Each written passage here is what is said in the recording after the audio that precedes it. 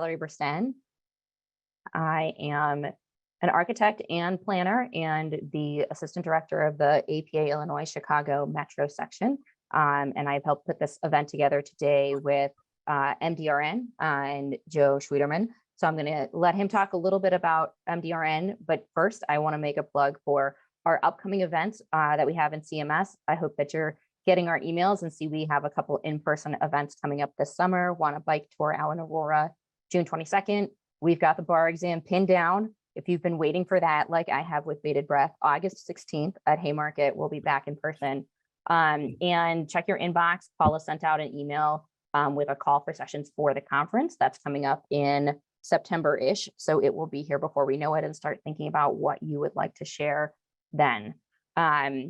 This session, of course, is talking about conversions of commercial space to residential, something that from our programming session at the end of the year, people expressed interest in hearing about some of these different ways that we might find housing opportunities in our community. And we've partnered with the Chaddick Institute from DePaul, and they've graciously sponsored the event so that everyone could join for free. Joe, do you want to talk a little bit about MDRN?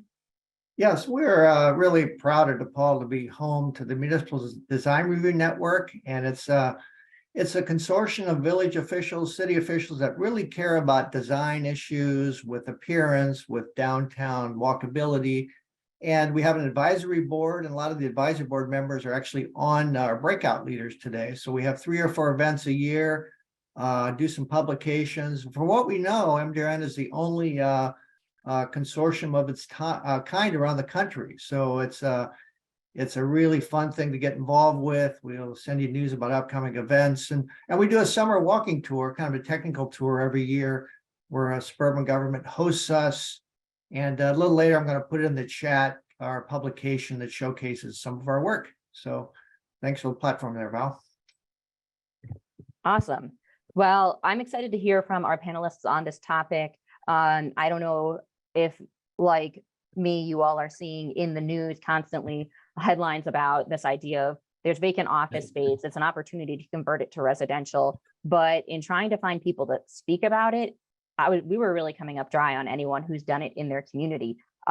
So we're here today to talk about, like, what's the potential? How can you do it? What are the challenges? Quick overview on how we're going to run the event. We've got 3 presenters here that are going to each bring their professional expertise and share it with you. We'll have a short Q&A that we do all together, so feel free to put your questions in the chat.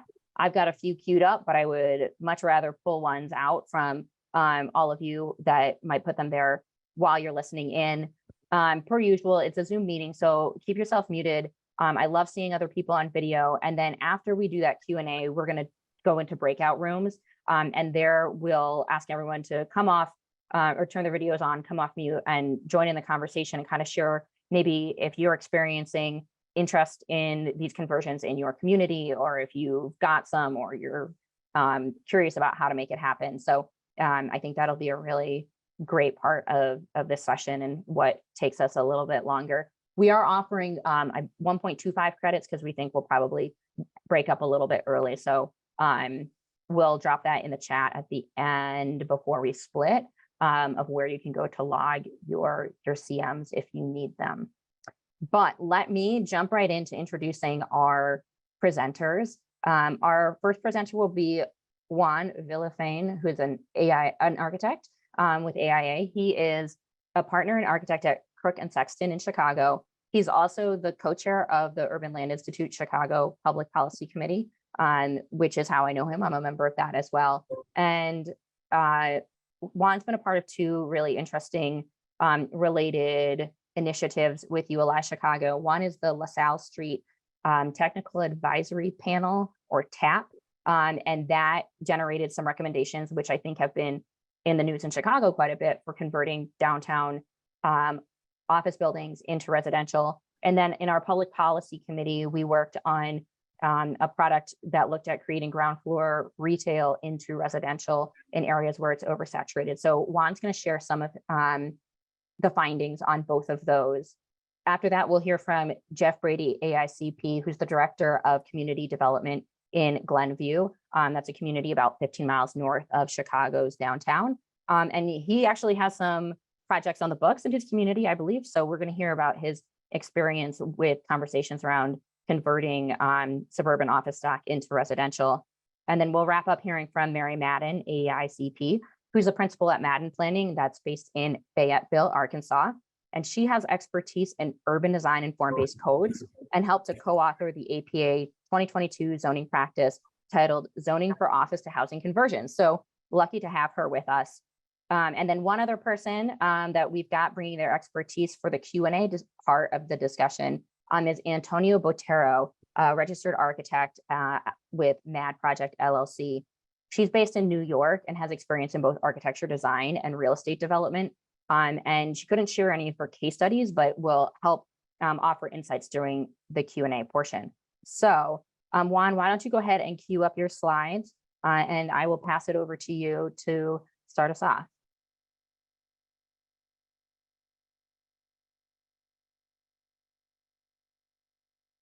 Can you see my screen? We can see your screen. Yep. Perfect. So I'm delighted to be here. It's a little intimidating, I must say, because I'm dealing with planners and you guys really are setting the stage for our reality as architects. So with that, we're going to talk about two initiatives, as Valerie just said, and they're really at opposite ends of the scale spectrum. So keeping that in perspective, I like to think about this. This is probably, again, for the planners, maybe not as relevant but for myself as an architect, I can't help but think of the Chicago fire because it forces me to think about the reality of how change works. And I think the fire requires changes, but some of our realities in the last maybe haven't been as obvious as the fire. So the retail glut that we have in this country, we have in the US, I believe from 2018 statistics, 23 square feet per person in retail versus Europe, which has 5 square feet per person. And Europeans like to shop, I'm pretty sure.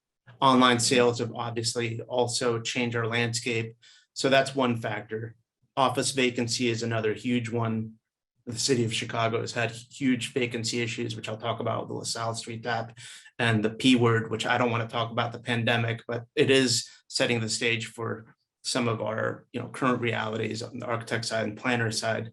And finally, work from home, which of course is related to office vacancy, but it's also related to just technology, right? The fact that we can do this. So these disruptions may not be as obvious as a fire, but there's still significant disruptions that we're dealing with. So moving to the LaSalle Street tap, LaSalle Street was originally founded on this idea of financial institutions coming together in one spot. It was really built up in the early 1900s, and it was a thriving place, but it was a monoculture. And it's interesting, this is a picture from our tap. It's a no man's land during the review of the tap. There's almost nobody there. The office vacancy on LaSalle Street is over 30% on average. That means there's some buildings with significantly more vacancy. And fundamentally, for me, again, personally, I can't remember the last time I went to the bank. So there's clearly something happening with banks, and it's not the planning of 100 years ago should not necessarily be what we're thinking about today. There are amazing buildings though, right? Really world-class buildings. A Rookery is a great example. Burnham and Root with Frank Lloyd Wright addition, but it's not exactly the most welcoming kinds of buildings. You're looking at buildings that want to stress their endurance, their durability, and that your money's safe, not necessarily welcoming people.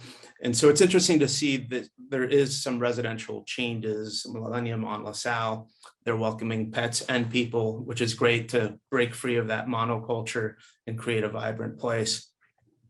We were specifically looking at, in the LaSalle Street tap, the LaSalle Street Canyon, what we call the canyon. So that space between City Hall, shown with a green roof, and bookended on the south or on the right side of the image by the Board of Trade. And there's different typologies. The simple one to talk about, the ones that are easy or more easy to change, are those buildings built in the early 1900s, really buildings built before air conditioning.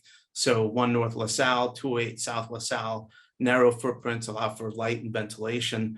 And those buildings, you're starting to see those change. 208 South LaSalle already had a hotel, and it was one of the winners of the funding that Chicago had. So it will be adding housing into it, which is kind of interesting. The tough ones, I think, and maybe this is not about residential specifically. I don't know if Valerie, we only need to talk about residential, but it's hard not to talk about buildings like 115 South LaSalle, which I call a block building, or the idea that the footprint's really deep and huge. And so how do you convert a building like that? How do you make it viable? And really, we're not suggesting, at least from the TAP, that everything should become residential. So how do you make this something that becomes, again, useful for our current work environment? There's a really amazing award-winning project, ULI award-winning project down in Memphis, Tennessee, the Crosstown Concourse. They called it a vertical village, and it's really taking advantage. It's almost like a horizontal skyscraper, but making these giant openings in order to take advantage of these big blocks and bring in light, air, and community, which is what the contemporary office probably needs, not a sea of workstations. So shifting gears to more of the small scale, or the things that probably are affecting more of us in our communities. So again, switching from LaSalle to ground level residential and commercial, we looked at areas that we call the shoulders. It's a term I'd not heard before, but it's the idea that it's the spaces adjacent to the main street. Main street, we should have service-oriented retail. We know we need that. But with a glut of retail, do we want empty storefronts, or do we want something more vibrant? So there were 4 challenges we identified: streetscape, zoning and building codes. Marion, I believe, is going to talk about zoning and more specifics, which is exciting. Conversion cost, obviously, it's more economical to keep buildings, but it is not cheap to revise a building to a different use. So that's one. In municipal revenue, that's not my subject matter expertise, but the notion that losing sales tax is a significant thing for a community, for a municipality, but is it better to lose a sales tax and have a vibrant building? So that was one of our questions. On the architectural side, the things that I do in terms of improvements on the streetscape, the dialogue between the house, or sorry, the building and the exterior, it's really talking about introducing daylight so that you can have proper daylight in deep footprints on lower levels, dealing with acoustics, separating the interior from the exterior, creating privacy, and of course, allowing for parking. Not my favorite subject, but certainly something we need to think about. And there are very practical things we can do for borrowing daylight. We can introduce things like clear story windows, building walls that don't go quite up all the way up to the ceiling, introducing glazing at those and allowing light to penetrate much deeper into the building. Or with ventilation, how do we preserve the structure of a storefront, but still allow there to be a safe opening so that people can't necessarily go into your house or you have that necessary separation from the street. And we can do that with things like operable hoppers or awnings, and the windows are up high and they just open up enough for ventilation. I'll wrap up with this. Change is hard, and we know this. And I think this is really the challenge for planners, for you all. It's interesting for me to try to think about a good example. And I was realizing through our initiative that the city of Chicago is looking at the Western Avenue corridor. So I dug around there to try to find an image of what this might mean. And Google's amazing, right? Because they have these examples of the building in one year and then another. And you can see maybe not the ideal retail, food and liquors, but it was still something. And then 221, it is nothing, just vacant, blocked off. It's up to us to imagine change, and we can decide that. And to me, that's the exciting part. Thank you for taking a minute with me. Here's a couple links. I assume these will be shared later. A couple links to these initiatives. You'll hear from other subject matter experts, know a lot more about this stuff than I do from the architect side, but it was a lot of fun. And thank you. Thanks, Juan. I just dropped those links into the chat as well. So while Jeff's getting his slides pulled up, I know in our public policy group, we bring together a lot of different perspectives. And so we talked about those a lot, and the challenges of converting commercial to residential. And like there's the building code that you talked about some in depth. There's finance, which you didn't cover because that's totally different And then there's zoning, which we're going to talk about. Is there one that you see as like the biggest challenge to moving forward with any of those conversions? I don't know if we reached a consensus on that, Valerie, but I feel like zoning is probably the most critical because it's where a municipality decides that this is what's economically sustainable. And economics, I think for highfalutin designers, sometimes economics seems like we're only talking about money, but we're talking about long-term sustainability. And I think that's the issue municipalities are dealing with. So making that really tough decision to allow it, and I think was what we found to be the trickiest one. Right. Okay, cool. Thanks. Let's turn it over to Jeff and hear about what's happening in Glenview. And we can see your slides, Jeff. They look great. Okay, thank you, Valerie. All right, so Jeff Brady, Director of Community Development with the Village of Glenview. Today, I'm going to be talking about 3 different examples of this commercial property conversion into something else from the suburban perspective. So first, just wanted to go through a couple of the office trends that are happening out there, at least that we're seeing in the suburbs. Obviously, there's been this massive constriction of the office market, and it has been impacting Glenview significantly with quite a few projects, and it's just only increased as part of the pandemic issues. So with more workers utilizing, the remote opportunities that are out there, corporations need less office space. And basically, if you don't have class office space, you're really dealing with something where your building likely is going to be losing a tenant soon. And then the issue with the offices is that there's usually a significant amount of debt. So there'll be a mortgage default. And then ultimately what we've been seeing is a lot of these properties going out to auction. So one of examples from not that long ago is that we had a 400,000 square foot office building. And this kind of gives you a little bit of perspective on what's happening with respect to the values. So that 400,000 square foot office building back in 2003 with a long-term lease sold for $80 million. But back in 2017, without a long-term lease, that building was about $44 million in debt, and ultimately went to auction and was sold for $9 million. So that kind of gives you a little bit of perspective of what's happening now in the office market. So a couple Glenview examples of what's going on is that we have a situation in one of our corridors where we have Astellas Pharma. This is their North and South American headquarters. They're constricting amongst the market. They have 2 towers. They're moving into one of their towers, and then what's happening is that another Fortune 500 company is actually moving into one of the other towers, and they're vacating a massive space that they were previously in. And then another example, one that's made some of the headlines recently, is the 230-acre Allstate campus. So previously, that was 2 million square feet of office. It was their corporate headquarters for the entire country. They had about 8,000 people traveling to that office building during some of the peak times. Ultimately, Allstate consolidated all of those activities into a 50,000 square foot space in one of the existing buildings that they had. And there's a lot of focus on kind of that flexible work areas designed to encourage the social interactions and things of that nature for the various work groups when they're not doing remote. So that's something that's happening with some of our big corporations. Wanted to kind of go over the perspective from the developer and then the municipality side of things. So developers are basically evaluating these commercial sites, whether they're tear downs or whether there's some sort of conversion opportunity. They are most definitely looking for a quick flip, especially on some of these where they're going to auction. The feeling is that they get it low enough. If they somehow can find some tenants and or the first questions that we get asked relative to conversion, Glenview's in an area where there's a high focus on senior housing just because of the demographics and the area around here. So the first questions we get relative to conversions are, can we do senior housing or apartments on a particular area? And then oftentimes from the broker's perspective, it's, well, doing something like that is likely better for a community than having something vacant. It all depends on the position that each community is in. From the standpoint of Glenview, we're always willing to wait for that right development.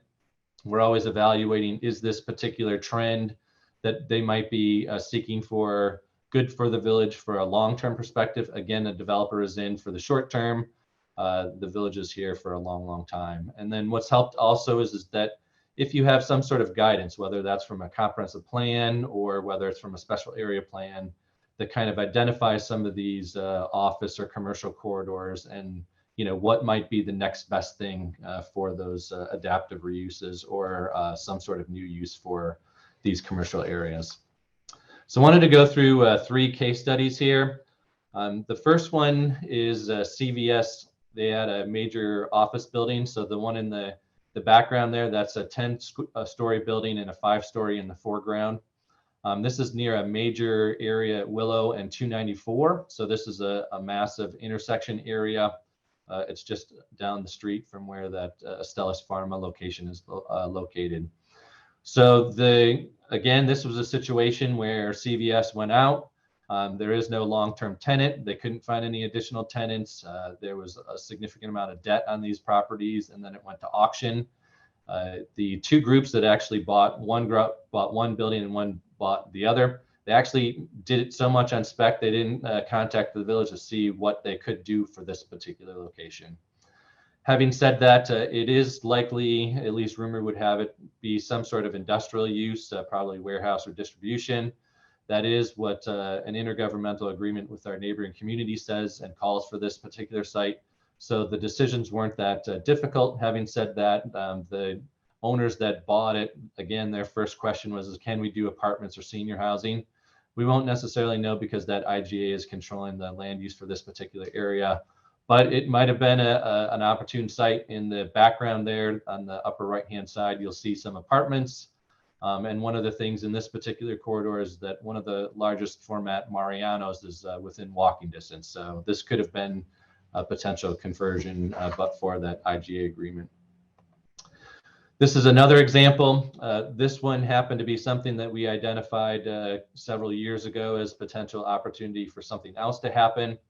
So we looked at this from our comprehensive plan perspective. What are some potential opportunities under the existing office regulations? What are the possible reuse opportunities? This is in an area that's directly adjacent to a high school and very close to a hospital.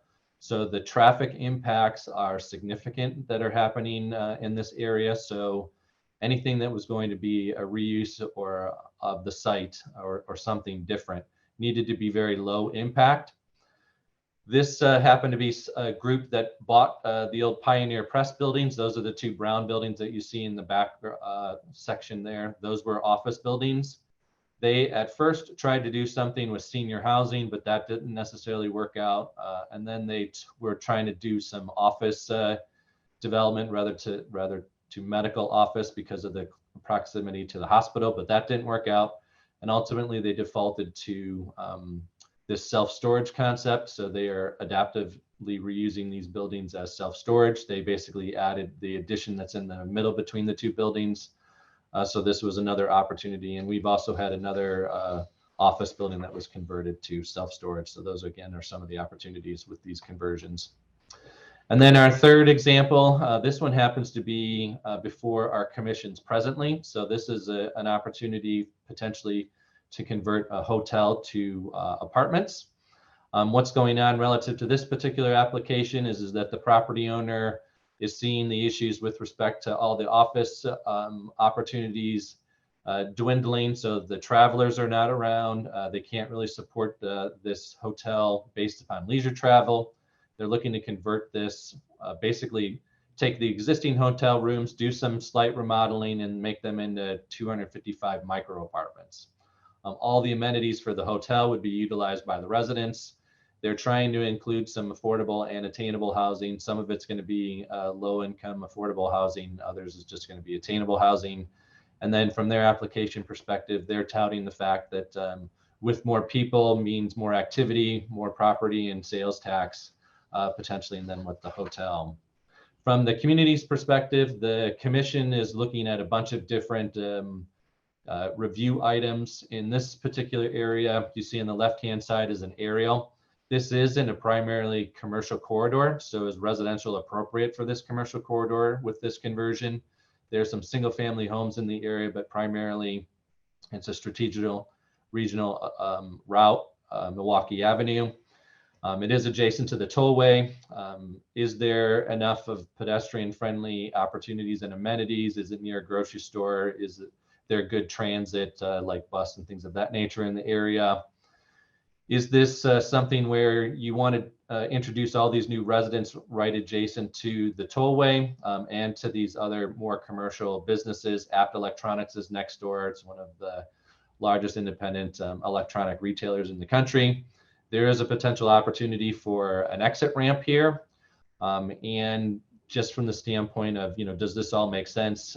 Additionally, might the hotel market come back?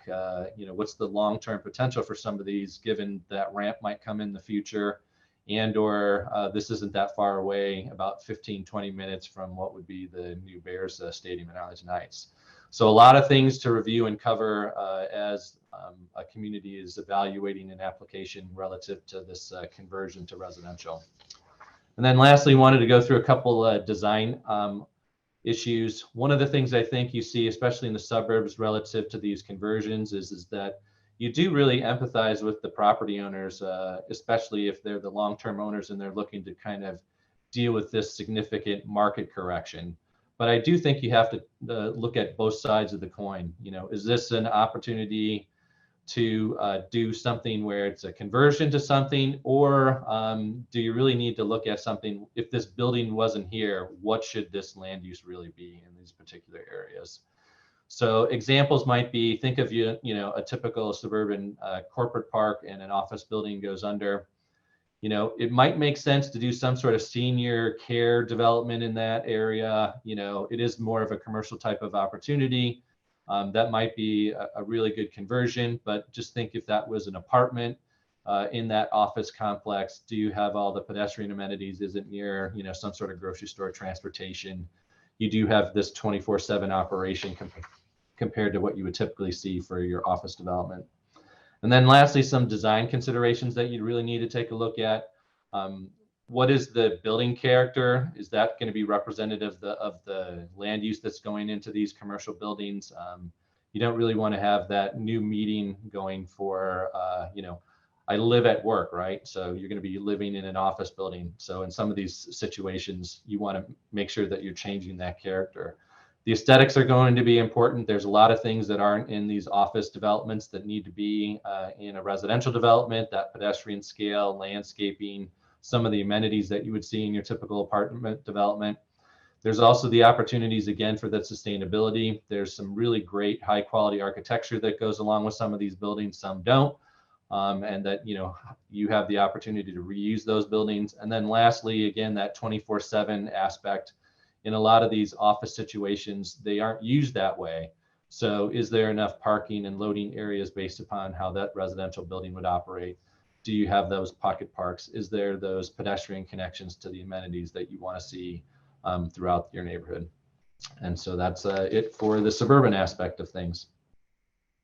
Wow. Thanks, Jeff. I feel like I'm drinking from the fire hose with like all of these different considerations, and, office goes to self-storage. What if that office is left and you're just like the one residential building in an office campus? So many different things to think about. So while Mary's getting her slides pulled up, my question for you is, what has been the most surprising of this journey through different adaptive reuse of the vacant office space? I think it has been the challenges of, again, kind of empathizing with those property owners. They, weren't necessarily anticipating them being put in these particular positions. Mm-hmm. And I think especially as our commissions are reviewing these, there is a significant willingness to take a look at these conversions, but it has to be through a lens of, does it really make sense, that conversion, or should it be something completely different? And so I think that's kind of been the most challenging aspect of it, because you're trying to help out, you're trying to do the best thing, you're trying to have those adaptive reuses, but in some situations it just might not make sense, and that the property owners are going to take a big hit relative to those situations. Right. Mary, are you ready to queue up your slides? You're muted.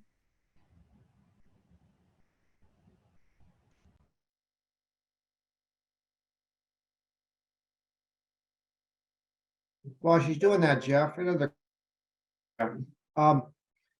This Were is you also, unable to see my slide when I thought I had it up? No. Sorry, we were not.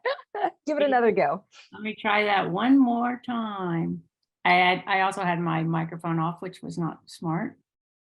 We'll get there. Joe, what was your question? yeah, Jeff, this is also new. Does your village board, well, speak more generally about this, that, you know, so these commercial properties are really unclear right now. And do you think the owners of the property have done a lot of homework, or is it the info coming in so fast, they're just trying to take stock of what their options are? Give us a sense of that. Yeah, I think some of these property owners have been a little bit late to the game, right? Because quite a few of the properties, again, there's other examples that we have in Glenview where they're just, getting rid of whatever major office development and going through a totally different, redevelopment scheme for those properties. So I think it has come up kind of quick in some of these conversion opportunities. So, we are trained to be proactive. Again, we've kind of identified some of these areas in our comprehensive plan and some special areas on how to deal with some of those things. But I think the whole conversion, you got to get your thinking caps on for some of these things. Exactly. Good comment. Yeah. Mary, you still having trouble getting it to share? So Marv, Yeah, it's giving me this error message. I don't know why, because it looks like it's sharing on my screen. May end it and start it over again one more time. Yeah, give it another go. There it comes. On now? Well, Yeah.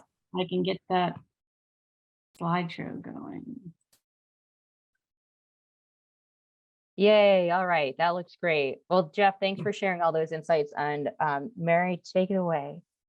Sure. Hello, everyone. I'm going to give a whirlwind overview of some things I've seen working on the zoning end of things as a consultant working with a lot of public government entities. As was mentioned in the introduction, I was the co-author of this article from Zoning Practice. If you're a true zoning nerd, you may have seen this about 15 months ago. So this article provides a lot more background and details that I'm going to cover today. So I'm not going to talk about why you might want to do this, although I think we've heard some of this: housing shortage, just basic revitalization, vacant buildings, working on your jobs, housing balance or imbalance in your downtown. I'm also not going to talk about all the potential issues, both physical and fiscal, with office conversions. What I want to talk about a little bit is just that high-level overview of common issues that you may run into with your zoning, which can make conversions difficult, if not impossible. And so some things you might want to think about amending as you move down this path. Where do you start? If you work on the development review end of things in a community, you may know very well what your zoning code currently allows. Something I've learned is a lot of people know that basic level, but they don't know the details of what their zoning ordinance may actually require for a project like this. Big picture, one of the first questions is just simply, do you already have a mixed use district in your downtown or on commercial corridors, et cetera? And if you do, you may be 70, 80, 90% of the way there. So, do you already permit residential in your commercial districts? Do you do that by right? Do you have a conditional use process? So someone has to come in and say, Mother, may I, before they have residential? Do they have to go through some kind of discretionary review or plan development process? And as we've already heard mentioned with Juan, do you have a code that right now for your downtown, for example, is requiring retail space on every ground floor? Beyond that sort of land use question of, are you permitting residential in these districts? What other issues may be out there, whether you think of them as Easter eggs or whether you think of them as landmines. Two big places to take a look, I think, are any rules that may be embedded in your zoning ordinance or your development regulations that kick in when someone is going to change the use. And then also any rules that may be embedded specifically dealing with multifamily development. So depending on the age of your ordinance, some of these issues may be more likely, or you may have already moved beyond them. So things that are really common in the development regs that may prevent conversions or just big problems. The first one I think is parking requirements, and all of us working in the field of planning realize that we've probably all read Shoup and the high cost of free parking. We know we have parking requirements all through our ordinance. We now know it's starting to get into the popular press as well, with places like the New York Times and the Washington Post and the Atlantic talking about the problems with parking and requiring too much parking. But even though a lot of cities are starting to rethink their parking, I think we still have a lot of problematic standards out there. One, are your parking requirements tied to land uses? By that, even though you may allow residential in your downtown or somewhere else, if someone does that change of use, are they going to be required to provide more parking? Even though they're doing nothing substantial to the building? Does it change how many parking spaces they're supposed to require? Does your ordinance say they have to be on site? Do you permit shared parking, or does your ordinance say every parking has to be single use? And what I've seen in a lot of communities is the parking requirements can create unintended consequences. If the economics are there, if you tell somebody who's converting a building they have to have parking, they may turn around and buy the building next door to tear it down just so they can achieve that parking that you're requiring. So take a look at your parking requirements. That may be one of the first hurdles, and perhaps one of the ones that is really can be quickly fixed. Another one that I think people don't think about, again, if your ordinance already allows residential, you may have development standards embedded that differentiate by uses. So it may be that multifamily has to have more land area per unit than your office ordinance requires, especially in a downtown. You may be saying that there has to be some kind of setback between residential and commercial, even though they're both permitted in a district.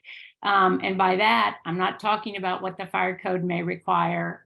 Fire code usually has technical ways that you can solve that issue, but oftentimes the ordinances will just say multifamily has to have a 20-foot setback.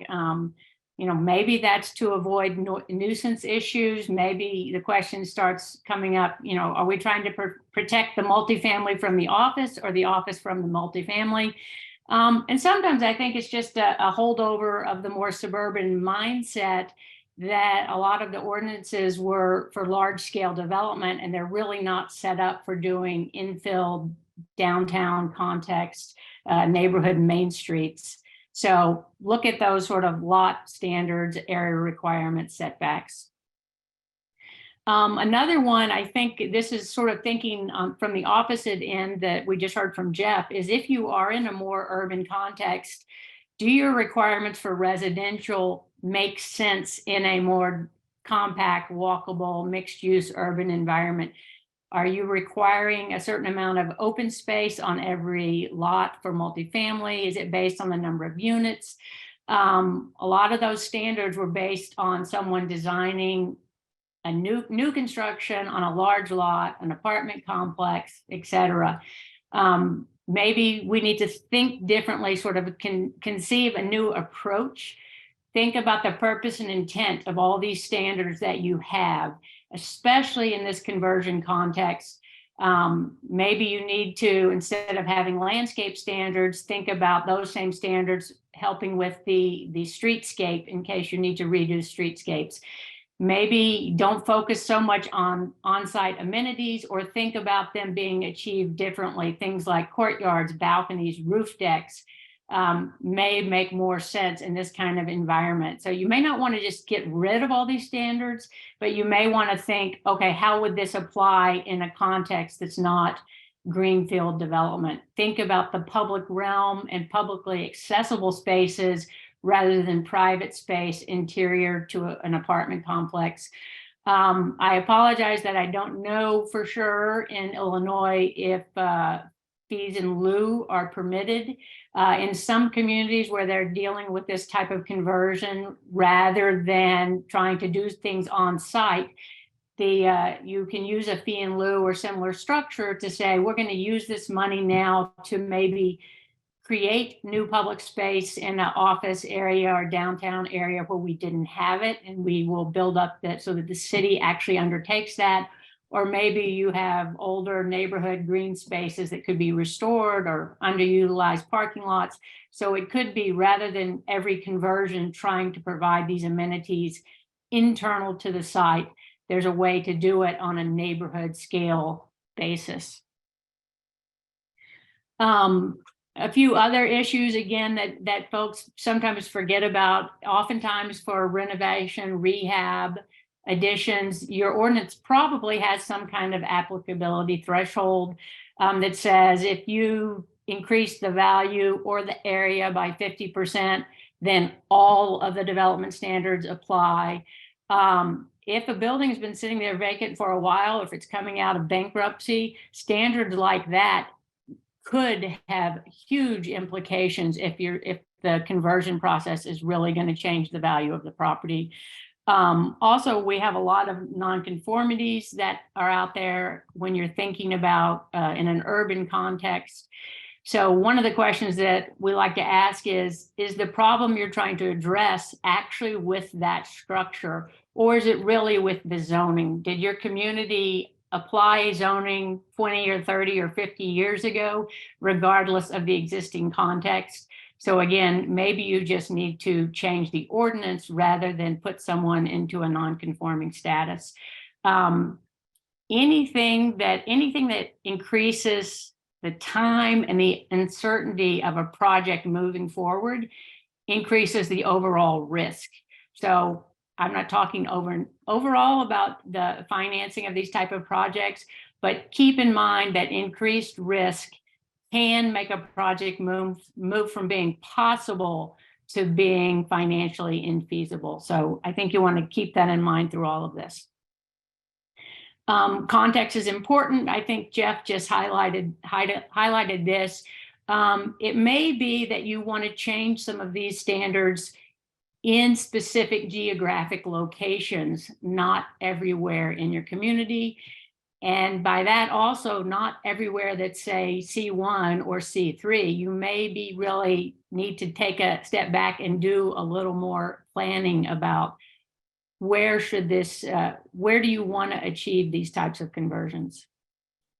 Long ago in my youth, I did some work in Peoria. And one of the things that we did there, we were looking at some commercial areas and going through the planning process and moving towards mixed use.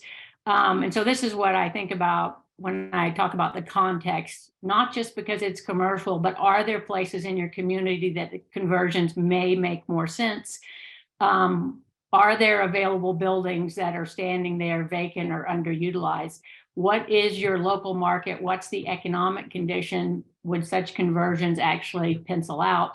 Last but not least, what is the local politics? I think all of us who work in local government know maybe that should be the #1 issue. But, and I think Juan mentioned this, change can be hard. So trying to change your zoning everywhere could be a really, really big lift.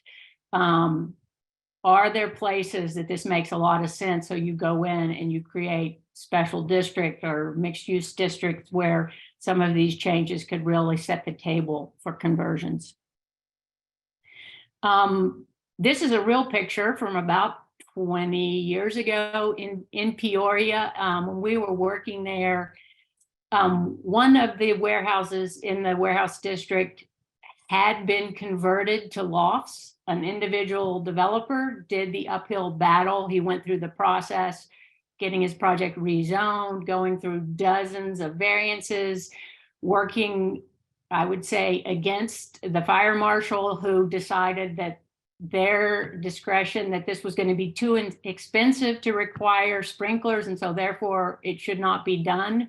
And you know, there was a lot of strange dynamics, but we were tasked with the sort of envisioning, okay, rather than each property owner coming in and going through this process individually, one project at a time, was there a way to change the zoning and work with the fire marshals to say, yeah, these buildings are a huge asset that are sitting here, and could there be more of them renovated, converted, whether it be into offices or lofts. I haven't been in Peoria in a long time. So the last time I was there were at least a couple of them that have been converted, and I don't know how many more may have been done since then. A big question, and I think everybody's touched on this, is what is your end goal? If you're thinking about amending the zoning, is it really just that you want to permit conversions to happen and you're going to have sort of a hands-off approach? Are you really trying to encourage these? This is a big issue in your community, and you want to kind of shift the focus and make sure people know this is desired. I would say, are you wanting to require it? I think politically and legally, that's a really big lift. And so I would advise against trying to go as far as actually requiring such conversions.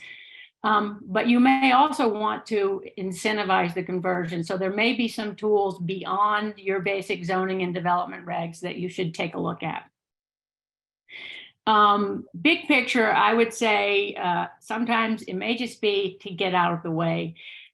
Don't try to micromanage the uses. I already mentioned requiring retail everywhere. And I don't know, the last couple of decades, there was a big push in a lot of communities to require every ground floor to be retail, especially in a downtown area.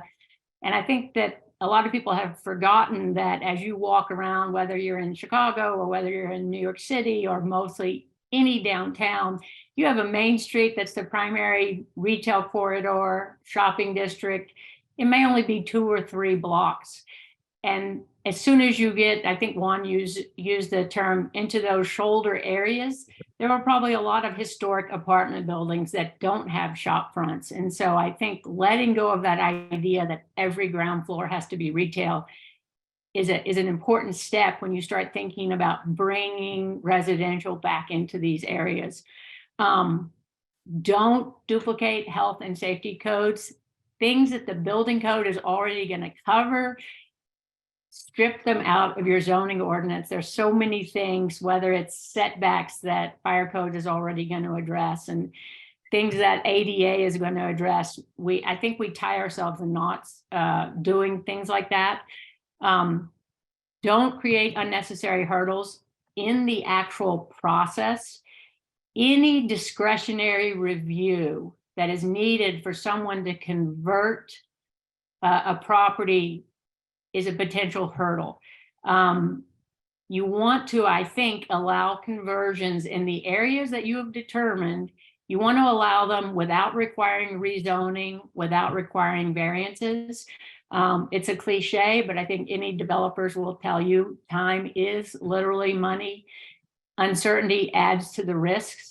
So that can really make or break a project. And then last but not least, I've seen this in many communities. There's the potential to convert a building. This is going to be great. And it's going to bring people back into downtown.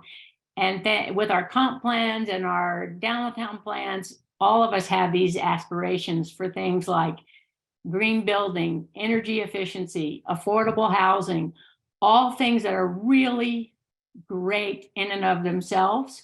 But if you're working on a complex project like in converting a building, those type of aspirational goals can make a project not pencil out. So I worked in politics earlier in my career, and one of the things that we learned was always, don't let the perfect be the enemy of the good.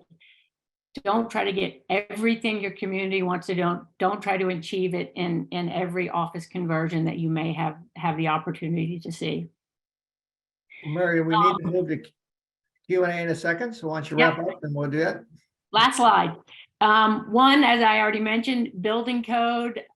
This is not my area of expertise, but if your community is not already using the existing building code, you want to take a look at that because that helps with conversions. Development fees, if you're charging the same everywhere for people doing renovations versus new construction, that may be something to take a look at. And in some communities, they're actually looking at tax abatement with property tax to help sort of incentivize some conversions taking place. And that's it. Wow, great, great insights. You hit on a lot of points that have certainly resonated in my own work in a lot of different ways.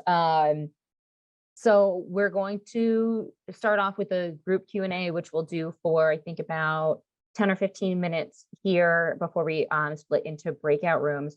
And we want to start that off by asking Antonia Botero if she's got any insights, somebody who maybe has done some work in other communities in such conversions. What are your thoughts on the topic? Yeah, so this is really great. And I think Mary's presentation was really wonderful, kind of to hear that approach to zoning.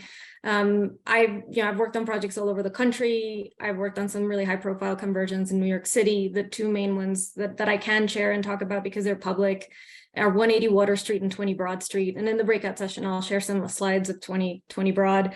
But I think the biggest thing that kind of is sort of underlying a lot of what Mary was talking about, and I was kind of just nodding and smiling about it, is the idea of the market conditions, right? For all the things, at the end of the day, development is a business. It needs to work, and developers are going to not only have investors, but also going to have banks to respond to, and they have to put in front of them something that makes sense, that makes it worth it for people to invest their money in. And so if you don't have the market conditions to support a business, it's just not going to work. And so the things that really make, the two main things that make a development project work are really the going in basis, which is really your asset cost, your construction cost, and your carry.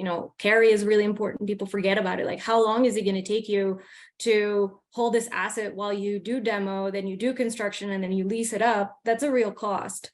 Your capital has a cost and your debt has a cost. And then obviously the asset cost and the construction. And if the asset cost is, if the asset cost is super high, you're dead in the water. You can't even get there. And market conditions will typically take care of that, right? At a time when buildings have been sitting vacant for a very long time, eventually the asset price is going to go down. So that's going to be a big part of your going in basis. And the second part of the market conditions that are really required is people need to want to live there. I can't tell you how many times people will come to me and say, hey, I'm looking at this project. It's in this horrible area, horrible building, horrible street, terrible, terrible, terrible. I think it'll make a great apartment building. I always kind of smile and I say, well, that's not how it works. Magically converting this to residential is not going to fix the entire street and not going to fix your neighborhood. So, and typically market conditions, there's sort of this cycle. And if you look at, for example, the financial district of New York in Manhattan, it took about 30 years to create the conditions that really made conversions favorable in the mid 2000s and 2010 and on. They all started in the 70s and then accelerated in the 90s when the exchanges moved online, and all of a sudden you had a lot of vacant office space. And so New York City has changed the zoning to address a lot of that. They're very specific in promoting zoning in certain areas, and so it changes. So what New York has done, they've actually created exemptions in the building code depending on the location and the age of a building. And that is very specific. It's targeted to say, we want to promote conversion in these areas, which means you don't have to comply with certain building code requirements. The ones that they haven't really fixed is the light and air requirement, which makes it really difficult to convert these buildings because of the deep floor plates. You just can't get light and air to certain offices. And so I know firsthand that they've allowed some projects to slip through. and say, okay, well, you're not really exempt, but we can call this thing an office and not a bedroom. And so they've gotten around it that way because they recognize that requirement just makes conversions really difficult. And I really think that at the end of the day is really sort of trusting a little bit that the developers or building owners at the end of the day need to make a business work. And there's a lot of market conditions, like even parking a lot of times. And again, to Mary's point, if you have a developer who is building a new building or even converting a building, and they're going to put the amount of parking that is required in order for people to want to live there. Like if the building is in a place where there's no good access to transit and you absolutely need a car, and then they provide no parking, that's a bad business plan. And so at the end of the day, there are all of these sort of considerations that come together from a market perspective. And I think that looking at the market and what the market is doing could probably inform a lot of what the zoning wants to do and the zoning wants to promote. Because at the end of the day, that's where you find common ground. That's the space where everyone's going to be able to make these projects feasible. Well, thank you, Antonio. Great comments, and good to see the New York connection as well. And lots of similarities to South Street to New York. So that's going to be really fun to see that play out. We're just going to do about 5 minutes of questions now and then go into the breakouts. I'm just going to kind of pick and choose. If we don't get your question, we can go handle those in the breakout. So the first one is for Juan, but anybody can take a whack at that on our panel. Tell us about suburban Class B/C office buildings compared to downtown. Are those easier or are those harder? Some of the older buildings, what's your sense? I'm not sure if I'm an expert in suburban, but I can tell you that in the urban Class B buildings, the notion of changing to residential is it can be extremely expensive. So, we love the idea of reusing buildings from a sustainability point of view, from the taking advantage of the building point of view, the history of the building. But the reality is that changing a building is not inexpensive. Allowing a building to be converted from windows that are not operable to operable windows is a significant expense from the get-go. So I think it's the same problems whether you're in the suburbs or in the city. I think the difference might be the typology of building, whether or not the building has that historic value where people can understand why you would want to keep it. I don't have a great answer just because every building's unique, frankly. Well, this is a very interesting discussion because I think in Chicago, the big success stories we have, almost every example I can think of overlooks Millennium Park. It's like, well, that's not exactly a standard piece of real estate. That's something where people are going to pay, $80,000 more to have that view. So I think your comments are really, really helpful there. And just the fact they almost have to sell at a premium in many cases to make the business model work. The next one, any of our panelists, we'll let Mary or Antonio take a whack at that, or Jeff. Are we seeing governments giving incentives now? Are they, trying to do creative finance to make these things happen? Any thoughts on that? I think I highlighted a couple of things that I've seen most familiarly, which is one, the streamlining, the idea that if these can be done by right without having to go through discretionary review, the time has a financial value. And then as the other point I mentioned, I'm aware of some communities that are doing property tax abatements as an incentive to get people to move forward with empty buildings. But I'd be curious about what other people have seen. Yeah, actually, so New York City just let their two main tax abatement processes expire. So they had the 421A was whenever you created new multifamily that you received a tax credit. And then the J51 was actually specifically for conversions, and that was passed in the 50s. So again, you can always look at New York City, how they've incentivized both by changing the zoning, but also by creating the abatements. And then additionally, Mary, something that you mentioned was the fees. The fees are different. If you're going to, there's a difference between an Alt 1 and an Alt 2. So if you're doing like a full renovation or a new construction, the fees are very different. The fee to convert is considerably less than the fee to build a new building in New York. So it's, those are definitely things that I've seen. And there's certainly things that you can point to New York and say those specific programs had a big impact, major impact on where conversions happened, and how they happen and who did them at the end of the day. So if you look at New York, there's really only, I want to say maybe 4 developers who have done these, and the majority of them are in the financial district. Yeah, that's really interesting. And you do have different, like impact fees. Do they apply if you're rebuilding, converting to residential, commercial to residential? And but that's interesting. There's a different fee structure there. This is Jeff. You can take a whack at this. Comprehensive plans, and your plan is outdated. Do you think that in an update, give us some tips on maybe what you put in your plan, pave the way toward these kind of conversions where they make sense? Yeah, so I think in one of our comp plan situations, again, one of the primary factors with the redevelopment of that office area was we were looking for something that had, low impacts. And so in the ability of doing some sort of commercial to something else conversion, self-storage can be more of a low intensity use. So that happened to work with that.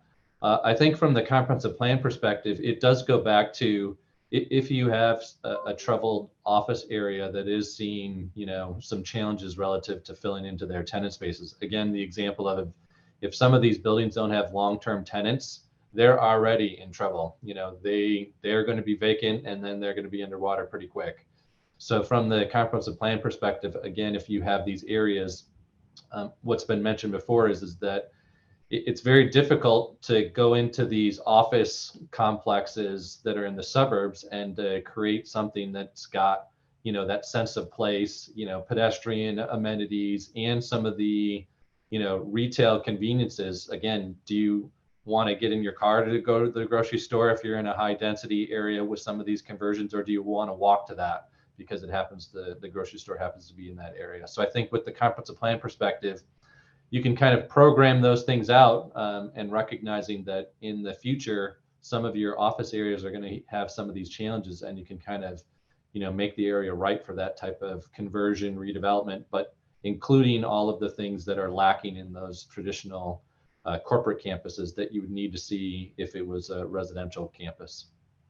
Yeah, really good comments, and the use of mixed use zoning districts and so forth to kind of give developers flexibility, or it's really, really interesting. And got one more question, then we're going to go to our breakouts, and that's just what your sense is about the community's reaction toward this when you have either public hearing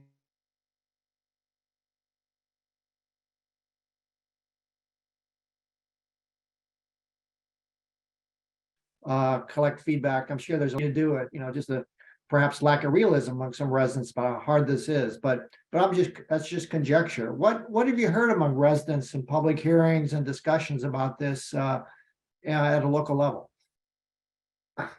Juan, do you want to take a whack at that? And we'll let Mary comment too.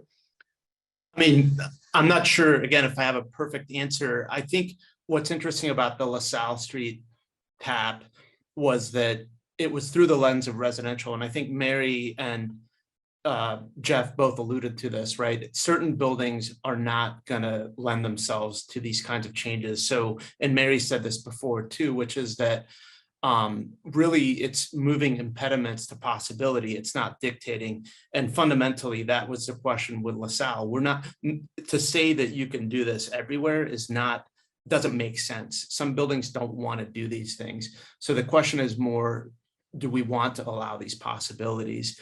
And that for us is the question.